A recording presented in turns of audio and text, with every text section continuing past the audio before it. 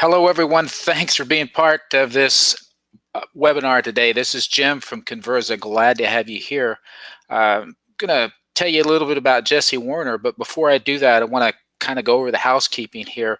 We're expecting like 20, 30 minutes of presentation following some Q&A. Jesse's going to be sticking around to answer your questions, so we're looking forward to that. If you have questions, there is a box that you're seeing that's called questions. You can put them in there. If they're questions that I can answer right away, I'll put the answer in there.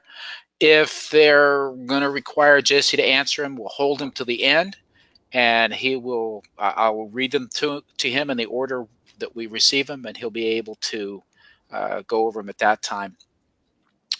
So Jesse Warner is from Actify, and so Jesse, there you go. He's been around marketing for quite a while. He's got a great story to tell us, and a lot of helpful hints. And specifically today, he's talking about those leads that we wish would do something. He's going to help us understand some tactics to get them from stalled to being useful to us. So I'm excited about this. I know it's going to help me a lot, and I'm sure that's why all of you are here as well. So without any further ado, I'm going to turn the time over to Jesse. Great, thanks, Jim. I'm really excited to be here. Appreciate you inviting me to be a part of this webinar. Just a little bit about myself here. I'm really grew up in marketing, so I got a bachelor's degree from Brigham Young University in marketing, and then worked with 3 different startups in executive leadership, some of it from the ground up. Love marketing. Consider myself a demand generation expert, so familiar with SEO, search engine marketing. I'm AdWords certified. Worked with we've opened several call centers, partner marketing, very familiar with marketing automation and Salesforce, and do some front-end website development, more at nights kind of a thing, but I just love technology and data and everything that it brings. And so all of that has kind of made me who I am. And as president of Actify, we look at data a lot, and we love marketing and we love sales. With that, I want to introduce our topic today. Our topic is really about stalled leads. Some people call them dead leads, but really it's those people that stop progressing in the sales funnel. So when you look at a stalled lead, it's often because the sales rep maybe never called the lead. Maybe the sales rep failed to follow up with the lead. Maybe the sales rep is unable to contact the lead, and the lead's gone radio silent on you. But for whatever reason, these leads, and they happen all the time, they've just stopped progressing. And as a marketer, as a salesperson, it's extremely frustrating. You've got maybe the CEO of a company that filled out a form, and then they never respond to you. And you're thinking, well, clearly they had interest, but why are they not responding to me? Turns out the cost of these stalled leads is really big. So Salesforce.com did a study, and this is for B2B. So if you're a B2C company, it's a little bit different. But the average cost per lead is around $53 a lead. And the average conversion from a lead to an opportunity is 13%. So if you think about that, you have 1,000 leads you generate every month. You spend $53,000 on those leads to have only 130 of those actually progress. And the cost of that waste ends up being around $46,000 a month. When you look at that across the entire year, you're into $500,000, $500,000 of waste of these leads that never converted. And so the problem is huge. And if you're in marketing or sales, what I'm talking about, you're probably nodding your head saying, yep, that's me. That happens to me all the time. And some companies are better at this than others. Maybe they're, instead of a 13% conversion rate, they have a 20% conversion rate, or maybe even a 30% conversion rate from lead to opportunity. But even at the best company, say you're getting 30%, that still means you're wasting 70% of leads. And it's just a huge problem. And then when you ask kind of who's responsible for this, usually what ends up happening is you end up getting a blame game that looks something like this, right? You've got marketing on one side saying, look, this is a sales problem. These leads are good. Just the reps are ignoring 50% of the leads I give them. And if they do call them, they're only calling them 2 times. right? And so marketing is saying, look, this is a sales problem. Clearly, I'm giving you good leads. I'm spending money. I'm doing the marketing. If you would just call the leads, we would have better results. But then the sales guy on the other side saying, no, this is clearly a marketing problem. Look, 50% of the leads you give me aren't even qualified. They're not ready to buy. So why should I waste my time with them? And then if I do call them, 80% of my calls are going to voicemail that never get returned. And so what ends up happening is you get this battle between sales and marketing, and you're saying, well, who's responsible for these stalled leads? Why is our conversion rate so low? And in many cases, it's abysmally low. You know, I've talked with companies where it's like 2% lead to opportunity. And they're saying, well, what's going on? People filled out the form. Why would they not answer their phone? And the sales guy's saying, look, all your leads suck. And the truth is, it's usually somewhere in the middle. So even with the best companies where sales and marketing are aligned, you still have a lot of problems. And this is why you have sales operations guys and marketing operations to help solve this problem. So what are companies doing today to solve this problem? So we've done several surveys with different companies, and this is basically the response. So we say, okay, you have a stalled lead. What do you do about it today? So in many cases, it's send more marketing automated emails. So you invest a lot of time and energy and money into building content, into email. So you invest in an Eloqua or a Marketo or HubSpot or something like that, right? And you nurture. We call this lead nurturing, right? And you just send more of those. And somewhere at some point in time, they're going to come back, right? So that's the marketing solution. The sales solution is, well, let's just make more phone calls, right? If I'm only calling it once or twice, let's call it 10 times. And let's send more personalized sales emails. Let's leave more voicemails. Let's send text messages, right? Let's reach out to them in any way, social media. Marketers are going to say, let's do direct mail even. If the value's there.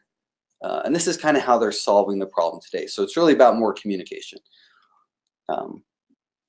Interestingly, we asked the question here at Actify, what do we do about it? How does Actify solve this problem? And so what Actify does, and I'm not trying to do a sales pitch here, but it is interesting, and we have a lot of data around this, so that's why I'm bringing it up. So sales, for Actify, what we do is we integrate directly with the CRM, and we find and identify leads that have stalled in the funnel. So we can either create a list, we can add a button, or create a workflow that automatically sends those leads to Actify the moment they stall. We then do a series of 8 touch point outreach to them. So we do send an email, we send a text, we make a call, we leave voicemail, send another email, do another text, do another call, another voicemail. So in all of that, what we do is we essentially do a survey. We survey our clients' customers to find out what happened, how was their experience. In response for answering the survey, we give Goodwill. And we usually, right now we do it in the form of an event ticket voucher. So we've partnered with a company called SpinGo that has access to a lot of events, and through them we can offer this voucher. What ends up happening is we end up getting kind of 2 responses. Either I'm still interested in talking, or I'm not interested in talking, right? And so people that are still interested, what we do is we send them back to the sales rep, they get an alert, and they can then call and follow up. If they're not interested, we gather all those notes and that data, and we bring it into a dashboard for further insights. So our approach is really about a survey. We call it a voice of prospect survey. And it's very enlightening, and it tells us a lot about the customer. So that's what I want to talk about next, is this voice of prospect survey. And, this has come back to that sales and marketing riff, right? That battle between sales and marketing is what really happened. And so what we do is, let's just go to the source. Let's ask the prospect. Let's find out what they think. And so to do this survey, these are some things you would need. So first of all, you need a list of your stalled leads, right? So you have to be able to identify stalled leads, and I'm going to talk about that here in a minute. The other thing is you need a good survey question or questions. Not all surveys are created equal, and so you need one that's going to elicit the kind of information that you need from the prospect. You're also going to want to have the technology to be able to reach them. So this consists of email survey tools, text automation, chatbots. So you can invest in those, you can build them yourself. And then you need a call center too. So either bandwidth from somebody on your team, or you could outsource that call center. And then you have to do consistent follow-up. So it's not enough to send an email and then forget about it. It's send an email, send a text, make a call, do it again, right? Now you don't want to be annoying, but there's method to the madness there. And having a Goodwill offer, something that you can give them in exchange for their answer, that's going to give you a much higher response rate. And then something that gathers all that feedback so that you can interpret it and use the data. So really, if you want to revive your stalled leads, find out what's happening, you have to talk to them. You have to ask them. And the way you ask them and the way that we do it at Actifine is really valuable. And you can do it internally as well. And there's value of having a third party versus doing it internally. But either way, you need to get that data out of them, right? And so this is really what we're talking about here. And this is how you can take your stalled leads, revive them, and turn them into business. And this is very tactical. For webinars, I've attended a lot of webinars, and sometimes it's very high level, theoretical, or feel good. For me, we're getting to the nitty gritty. How do you do this, right? And this is what I'm talking about here. So first, you have to create a stalled leads list. And to do that, you have to set parameters that make sense. Now, marketers and sales have different definitions of what makes sense.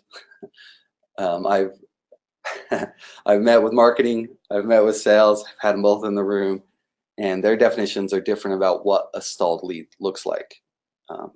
Here's some things that might help. For example, if the lead status is still sitting in new, but the create date is over 7 days old. So you've given the sales, if you're a marketer, and I talk from the side of marketing because that's really the world I grew up in, is marketing. So I think, you know what, the sales guy has had 7 days to reach out to this lead. If it's still in new, it's stalled, right? There's something wrong. Now, some companies might be more aggressive and say, you know what, we contact all leads within 1 day. So if it's still sitting in new after 24 hours, it's stalled, right? So each company is a little bit different. The other thing is, if the lead status is in some sort of unable to contact, maybe it's first attempt, second attempt, third attempt, but it's just still sitting there, that could be a stalled lead. Or maybe there's just no activity on the lead for 7 days or 14 days or whatever those parameters are. But what you have to do is you have to come together with marketing and sales, get them to agree on saying, what does it mean for a lead to stall? And what are the leads we're going to try to go out and reactivate, revive, bring them back into the sales funnel? So first off, create the definitions, step 1. Step 2, create the list, or automate that list, right? The next thing you'd want to do is create a survey question. So we actually believe you can get a lot of data out of a single question. And the question is, how was your experience with our company? That's going to tell them a lot. Now, the tricky part about doing this internally versus externally is if I'm calling as the sales rep saying, hey, how was your experience with my company? And they're like, well, I really like your product, but I hate talking to you. Like they would never say that, right? But with a third party, they tend to be a little more open. So, with Actify, we call and say, this is Jesse with Actify. How was your experience with XYZ company, right? And they tend to open up, and we'll get the truth. Hey, you know what? The guy's been hounding me for 10 days, won't leave me alone. I'm not interested. Or maybe he's like, you know what? He never even called me, right? So putting it in the hands of the sales reps can be sometimes dangerous in the fact that you're not going to get the truth, and you may not actually get the follow-up that you think you're getting. Now, I sound a little biased towards sales guys, and I don't mean to be, because I've done my fair share of sales as well, and it's really hard work. But sometimes, even if you're a great salesperson, you just have things that fall through the cracks. And so, having somebody outside of the main flow asking the survey questions is important. In a text, for example, or in an email, you'd probably want to give them multiple choice responses. And so in this case, here are some of the responses that we typically use. And so if I'm the customer, I would say, how's your experience with XYZ? Oh, great. I never spoke with you, but I'm still interested. I spoke with you and I'm still interested. So one is I never spoke with you, but I'm interested. The other one is, hey, I've had a conversation and I'm still interested, which we interpret differently. So if it's saying I never spoke with you, what that means is you never called them, but I'm interested. Or if you did say I spoke with you, it's saying, hey, you called me, but you didn't follow up. Other options would include I decided to purchase elsewhere. Maybe I'm no longer in the market for the product. Maybe I have no idea who you are. So surprisingly, there's a percentage of people just like, hey, I've never heard of you. I don't know how you got my information. There's a disconnect between the brand and the product. You can also do follow-on questions. So if they say, I decided to purchase elsewhere, we could ask a follow-on question of, well, why? And they could say bad timing, price, missing product features, poor experience, whatever it is. If they express interest, we could also say, hey, when's a good time for us to call you? So you could actually turn that opportunity into an appointment setting scenario. To do this, you are going to want to leverage different technologies and try to really get those 8 touch points within a single week, right? And so, with Actify, we leverage email automation, chatbots, and then we have a call center, and we follow a flow. But it's really important that you can keep that flow consistent because your response rate is going to go way up. The other thing is to offer goodwill in exchange for a response. Now, we're not incentivizing them to tell us that they still want to talk to us, which is important, right? We're not saying, hey, I'll give you a $25 gift card if you tell me that you're still interested. We're saying, hey, I'll give you a $25 gift card if you answer my question, and they could respond with, hey, I hate your guts, and you're going to say, thank you, here's your voucher, right? And it's a no strings attached gift. And what we find is that it opens a lot of doors and really increases that feedback rate. Right now, our contact rate's probably around 51%. We've had it as high as 80%, and a lot of that depends on the list. But you can get a big response rate from these people that have stalled. The ones you've been trying to contact 7 times that won't answer your call will often get a response by using some goodwill and kind of bringing that response out of them. You'll also want to capture the feedback from all of that. Now, you can do this. You can do an integration with your CRM. You can integrate with your marketing automation tool. You can do a simple integration with like a Google Sheet, which is the example I'm showing here. Or you could manually enter it. Maybe you've got 50 leads and that's all you're looking at. Maybe it's not worth bringing in all of the automation and the integration. Just enter it, use your CRM as the source and enter it in, or maybe put it into a spreadsheet. Whatever you do, you need to capture the responses because that's what's going to tell you, one, who's interested, and it's going to give you all the feedback. And then, of course, you've got to have a plan of action once you've contacted those interested leads. So train your salespeople, alert the lead owner when someone's interested, contact the lead using their preferred method. So if they respond to a text and then you send an email, right, that might not be the way they want to contact you. But if they respond to a text and you send a text, that's going to make sense, right? You can also reference a survey in the call. You can add them into campaigns for tracking purposes. But you really need to have a plan that says, hey, when somebody raises their hand, says they're interested, here's what we're going to do. And then you can get a lot of insights out of this survey, out of the data that comes from it. So for example, this is our Salesforce integration, but again, you don't have to use Salesforce, but however you capture the data. One, let's track how many leads did we revive? How many Goodwill offers did we give out? What was the cost of that? How did people respond? Was it email? Was it text? Was it phone call? Because maybe you're finding that 50% of the people are responding via text and you don't even have a text platform.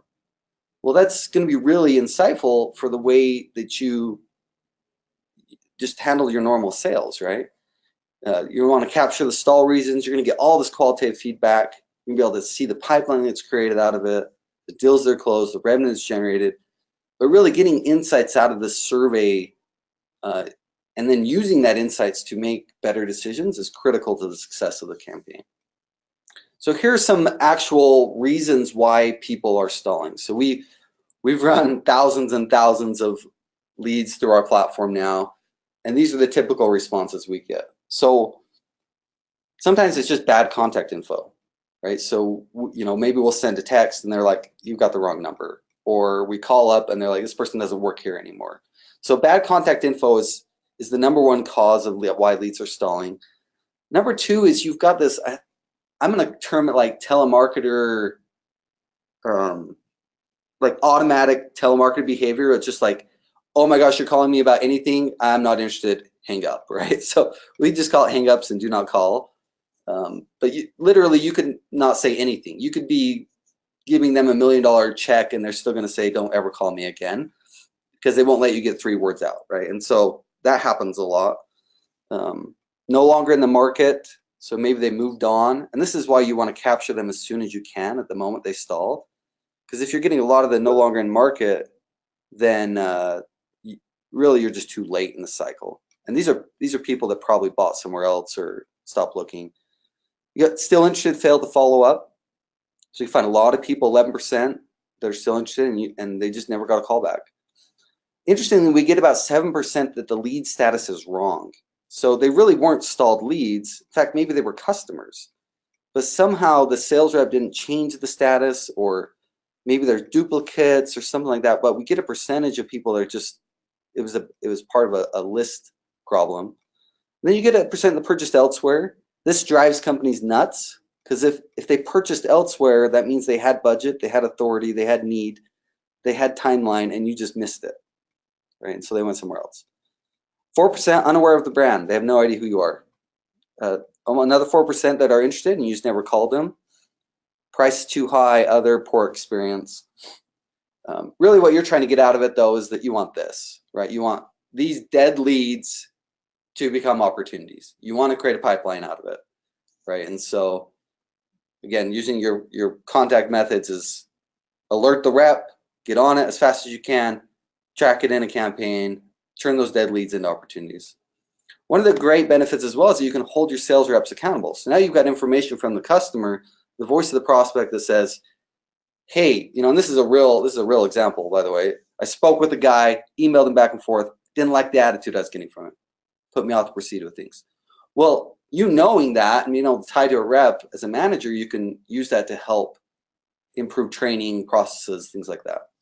You can also hold lead vendors accountable. So if you're buying a lot of leads, you can use this data to say, hey, you know what? There's a big portion of these leads that don't even know who we are. So there's something wrong with that lead channel. We need to improve the process. Ideally, you'd want to automate the process, right? So in Salesforce, if you're a Salesforce user, you can build process flows, and you can say, hey, let's, after 3 days, after 5 phone calls, after a lead score hits a threshold, or whatever it is, send the survey, right? Put them into the flow. For us, we actually have a button that we can put in. It's, real time. Hey, send this to Actify. I want to find out what's happening, right? And then that data can come back in. So little shameless plug for Actify now. But here's one of our customers, Wilson Pro. He's saying Actify gives us better business insights, helps us to re-engage with our leads. And really for them, it's about generating incremental revenue. So the campaign we did with them, they gave us 856 leads. We contacted 564 of them. We had 109 come out of that were still interested. And I know that they've created about 90 opportunities from those 109. And they've had, I think, today, 9 close, with a lot of them still active in the pipeline, so they have a longer sales cycle. So that's, for them, is really valuable. Another company, Western Timber Frame, says not only do we have better sales funnel insights, so Actify, we've already closed 15 deals from revived leads, right? So whether you use Actify or whether you do the survey in-house or however you want to do that, the reality is that the results here are real. I mean, they work. There's a portion of your stalled leads that will do business with you. And you need to identify who they are, get them to the top of your list, get them into your campaigns, call them, because there's business, there's gold just laying there inside of your database and you don't even know it. And so, what I love about, what Actify is doing and what this approach can do for your business is, one, you're going to get revived leads. You're going to get a ton of data that helps you make better decisions.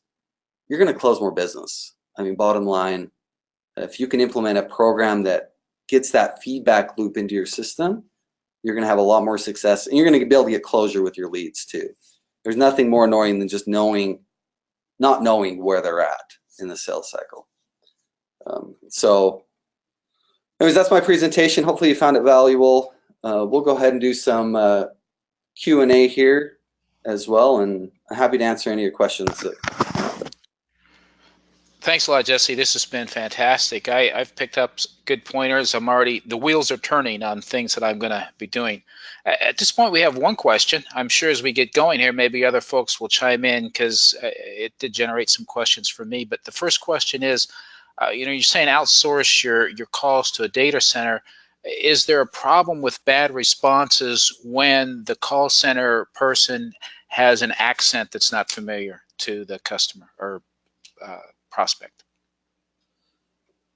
Yeah, you do want to, and when I say outsource, there's ways to outsource, right? There's outsource to India, to the Philippines. There's also outsource to just another company, another division in your own company, right? What I'm saying is take it out of your normal cycle. But yeah, there's definitely a gut reaction. So the gut reaction typically happens at the beginning of the call. And so if the reps that are doing the survey tend to have a thick accent, the person on the other end immediately just puts up walls, and so you get a lot more of those do not call, hang up kind of things. So do you have any data? Do you have any data on that as you've looked at it, Jesse? I don't have any specific data that says what I just said. I've seen it. I'm sure there's I think we all have. Yeah. So yeah, okay. But it's a great question. I think it's an important consideration. I would think, I'm just going to inject my thoughts on this, that you would want to survey this call center yourself first to be sure that how they're going to handle the call you feel will be okay, whatever the call center is. Even if they're completely native English speaking, you're going to be sure that they handle it correctly. Yeah, because even native English speaking call centers, they still have a lot of the same problems. I mean, you could have a rep that always is going off script, or I mean, you got a lot of the same problems. Turnover is probably gonna be a little higher in a U.S. based call center. But then there's some great call centers in other countries. I mean, like in the Philippines, you got highly educated people that speak English really well. And you might hear a slight accent, but not enough. You might think they're maybe Hispanic, or, I mean, some of you would think could be in the U.S., right? But it varies, and you would want to hire the people that represent your brand as well, because it is a reflection of your brand. Oh, plus too, I know some of the call centers that I've had conversations with, I know they were U.S. based, but the local accent was challenging for me for whatever reason. So once again, be sure, I guess, that whoever's doing your calling is doing it the way you want it done. Yeah, good question. Next question, is there science around the $25 Goodwill offer versus $5 or some other amount? There is a little bit of a science there, actually. So we did several tests around this, because we asked the same question ourselves. Does a higher value gift card make a difference? And the answer is yes, it does. So we did a $10 one, a $15 one, a $20 one, a $25. We did a $50 one. There was somewhere around $20 that the response rate was significantly different, statistically different, from like a $10 or $15 one. So it wasn't as big over the 50. So 50 didn't really, it was too high. Like, it didn't mean as much. 25 seems to be the best one. So we actually, on the second round text, we actually increased the value of the ticket voucher, and we get a better response. So they basically didn't respond to the first one at $25, but then we say, hey, how about $35? This time I'll give you $35 if you respond. and we'll get like typically about a 15% response rate from the first text, and then we'll get another 15% response rate from the second text by bumping that value up a little bit more. So yeah, Okay. it does matter. So, I have a question, a follow-on to that one, and just sample size. What kind of a sample size were you working with when you got those numbers? I mean, we're talking 3,000 or 4,000, I think. Okay, significant. Significant, yeah. Okay. So the next question, I had a question about some creative ways that we can reach out, something other than calls, emails, texts. Do you think meeting people in person is too much? So here's the thing about Goodwill. Buying somebody lunch creates goodwill, right? I mean, giving somebody a gift without being asked opens doors. It really does. So if you're willing to meet them on their turf, especially if you're willing to take them to lunch or something like that, absolutely, yeah, it can open a stalled door. Meeting in person, I mean, if you're local, you work with a lot of local companies, just hey, can I stop by your office for a visit? We've dropped off donuts, yeah, it does. Goodwill in any form elicits a positive response and behavior. So yeah, there are definitely other methods. The question is, how can you do them at scale, right? And will it work long term? There's gift companies, that you can send gifts to, direct mail. I'm sure you could integrate some social tactics into it. I know we're looking at a lot of other methods as well. So yeah, I mean, that in short. Good, good. Next question here, I'm going to try to ask it.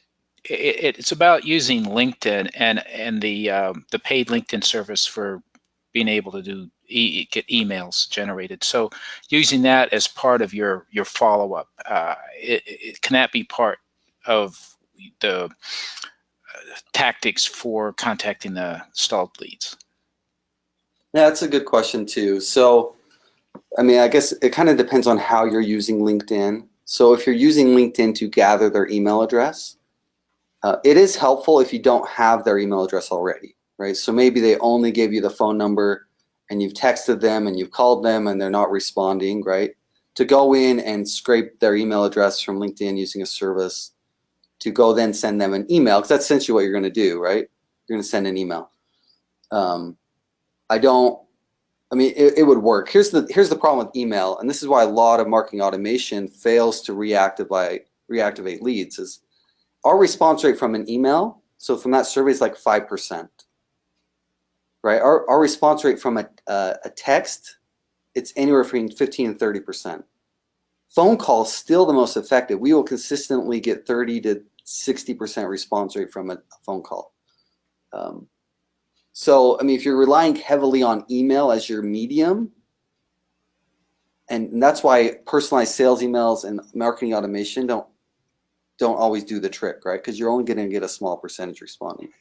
But if you could use LinkedIn, LinkedIn messaging, I think that is a different medium, right? And if you're already connected with them on LinkedIn, yeah, I think it would be effective. The challenge you're going to have there is you've got the relationship there, so you can't get any third party kind of outsider looking in, and so it's really about the relationship between the salesperson or the person that has the connection and the other person. But I think you could offer them a survey or get some results that way. Sure. Question I'm going to throw in while we're waiting for others to think of their questions here. A lot of folks, a lot of companies will have smaller lists. They're not working with a very large list, and so while they may have some stalled leads, it's kind of a small number. How do these tactics that you're talking about play with the effort to generate new leads? Is there some way to reshape it or reuse it in a way that new leads can be generated?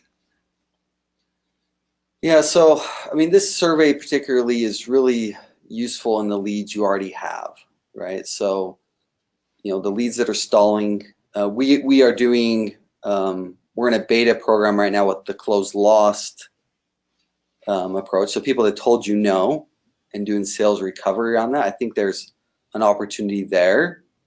It doesn't necessarily generate new leads. You know, I'm not gonna. I think there's a way to get referrals out of your customers through it. You know, offering Goodwill, doing surveys. The problem with using like bait, like even an event ticket or you know, a Visa gift card or something, like you're incentivizing them to give you their information, which means inherently the lead quality goes down, right? Because it's an incentivized lead versus a, you know, like someone who's genuinely interested.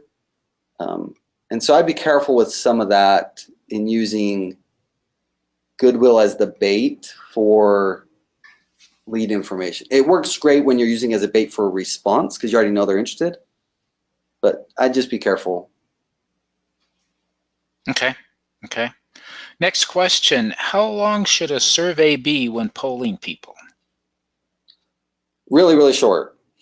It's short. I mean, it depends on what you're trying to get out of it, right? So if you're doing like an in-depth win-loss analysis, man, ask 20, 30 questions, right?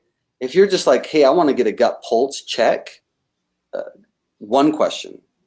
This is why, you know, like NPS, you know, Net Promoter Score, it's one question. It's on a scale of 1 to 10, how likely are you to refer a friend, right? And that one question tells you a lot of information about them. In a similar fashion, what we're doing,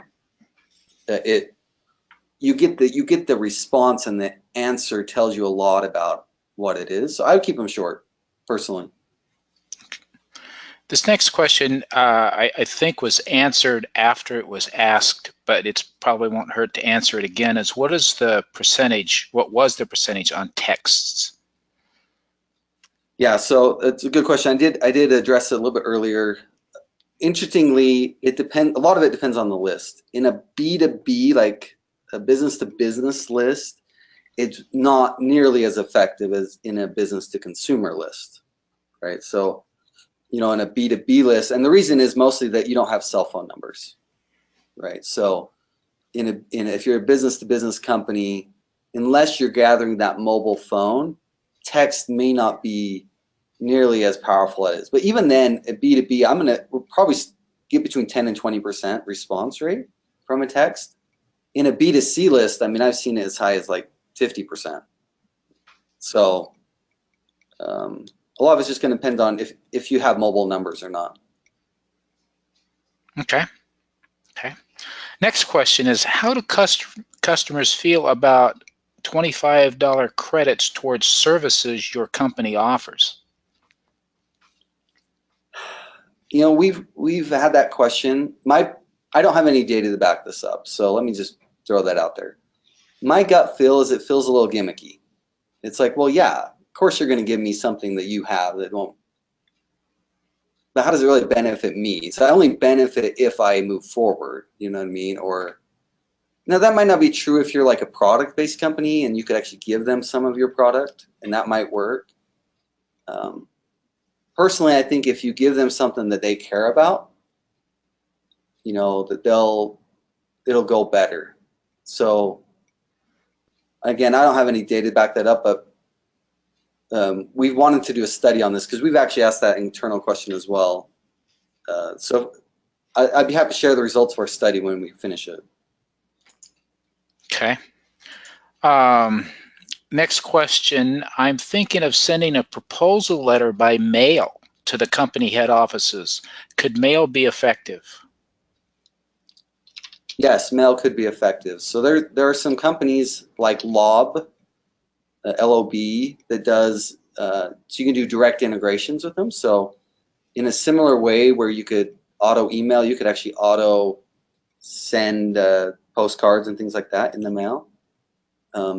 Your response time is going to be varied quite a bit, right? So the other thing is they have to think about it and they've got to manually do something. So I don't think it's going to be as effective as maybe you'd hope. But it is another method. the reason why text and email and even a phone call is so effective is that you get the immediate response, and they don't have to do a lot to respond. So in an email, like our emails, it's just a single click, answer the survey. It's embedded in the email. Click. In a text, it's respond with A, B, C, D, right? A, right? And so that low barrier to response creates a higher response rate as well.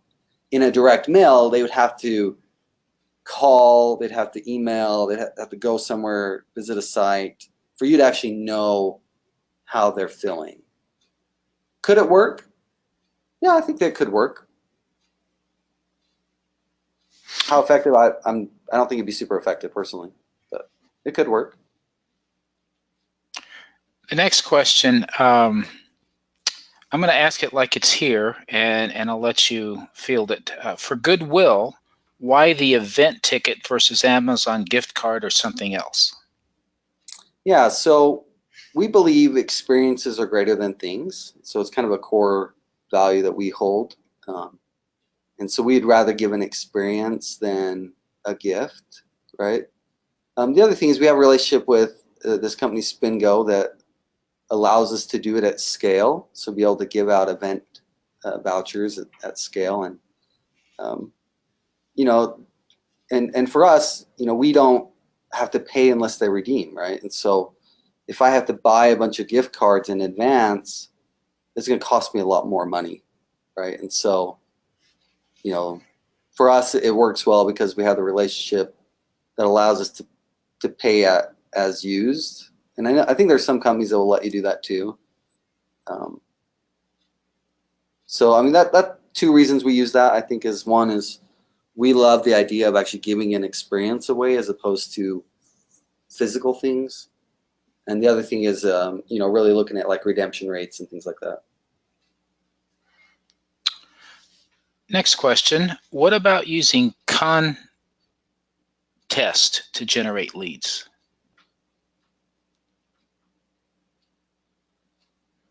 So yeah, I mean there's a lot of companies that do this. I mean, go to any fair, go to any, you know, trade show, and it's like, hey, win this car, give us your information, right? Or, you know, the first two people to respond. I mean, that radio is notorious for this. So I mean, thinking about you right now, March Madness, the NCAA, you're filling out a bracket, enter a chance to win $100,000 from Allstate or whatever, right? So yeah, contests are definitely effective means of generating leads, but the question is, how interested are they? So you might generate a lot of leads and find that only 10% of them are qualified. You know, so I'd just be careful with contests personally. But they do work in, it depends on what you're trying to do and what product you're selling. So, but know that you're incentivizing a lead, you're incentivizing a behavior versus having them express the need. Okay, I'm going to not try to spin this next one a little bit. I'm going to read it exactly like it's here. I think I understand exactly what he's asking, though. One issue is my service is superior to the competitors in terms of price and performance, but new to the industry, which is the property management industry, and which a lot of those tend to be old-fashioned, don't like change. What can be done? So, well, that's a loaded question for me, right? Because there's a lot of context that's missing, and it's very specific to your industry. But let me see if I can answer for you. So, the way I understood your question is, you're a new player in an old industry, so you're trying to go in and disrupt that industry. I mean, it's about your audience. So I come back to your audience. Who's your target market? Who are your buyers? Where do they hang out? How do you get to them, right? And so I would follow that. If people aren't, they're not, maybe texting isn't part of their world, you know, using texting as the medium might not be very effective, right? So I mean, I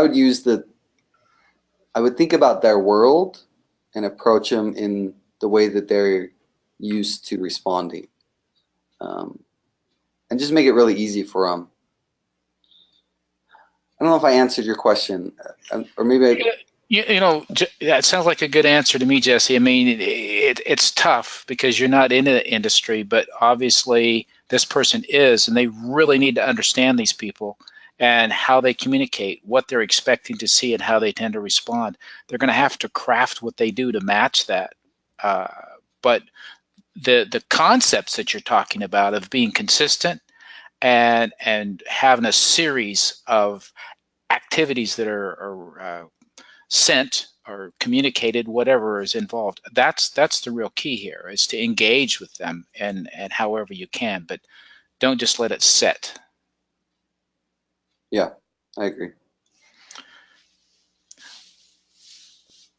He liked the answer on that. He's given us a thank you on that, so that's great. So I'm not seeing more questions. These have been some great questions, though. Very informative, and for everybody who's been part of this, thank you for attending. It's been beneficial for all of us. I appreciate the questions. Always more questions than I can possibly think of, and I learned a lot. And Jesse, thanks a lot. I've enjoyed this. It's been something that is going to definitely go in our archive and get some additional views in the future, I'm sure, because it's great information. Any parting words for us? Every business is different, so understand your audience, communicate with them the way they communicate, and the core of this, we're all people. Behind the chat, behind the text is a person, behind the email response is a person, and they have personal needs. And so even if you're approaching a business, this is why we love events and we try to tailor our event offers. They're mountain bikers and they're NBA enthusiasts and college basketball, whatever it is, like they're still people. And if you can appeal to the things they care about, you're going to have a better response and be able to engage with them better. So those are my parting words, Jim. Okay, no, that's great. Appreciate it, Jesse. So everyone, this it's going to take us probably till sometime tomorrow to have this webinar presentation recorded and posted and ready to send out the link so that you can listen to it again if you choose. But that'll be the process there. And once again, thanks a lot, Jesse, and thanks a lot, everybody. And look forward to future webinars with y'all.